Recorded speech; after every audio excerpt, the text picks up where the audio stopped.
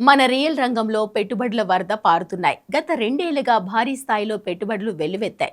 2024 నుంచి 2026 తొలి త్రైమాసికం వరకు $30.7 బిలియన్ వచ్చాయి. డిమాండ్ పటిష్టంగా ఉన్న నేపథ్యంలో మరి కొన్నేళ్ల పాటు ఇదే తీరు కొనసాగే అవకాశం ఉందని రియాలిటీ సేవల సంస్థ సిబిఆర్ఈ పరిశ్రమల సమైక్య సిఐఐ రూపొందించిన నివేదిక వెల్లడించింది.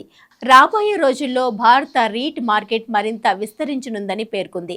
పరిశ్రమ రుణ రూపంలో సమకూరనున్న నిధుల పరిమాణం 2024-2026 తొలి త్రైమాసికం మధ్యకాలంలో $146 బిలియన్ స్థాయిని దాటింది.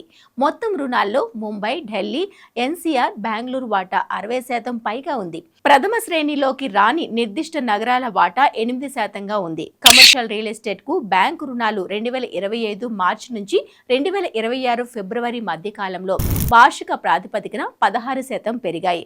ఎన్బిఎఫ్సిలు ఇచ్చిన రుణాలు 2025 సెప్టెంబర్ నాటికి 5 ఏళ్ల గరిష్ట స్థాయి అయిన 1,00,000 కోట్ల మార్కెట్ను దాటాయి.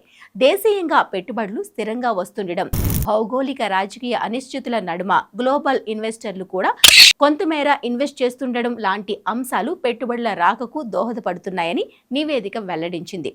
ఆఫీస్, లాజిస్టిక్, డేటా సెంటర్స్ మొదలైన వాటిల్లో దీర్ఘకాలికంగా పెట్టుబడుల వృద్ధికి అవకాశాలు ఉన్నాయని పేర్కొంది.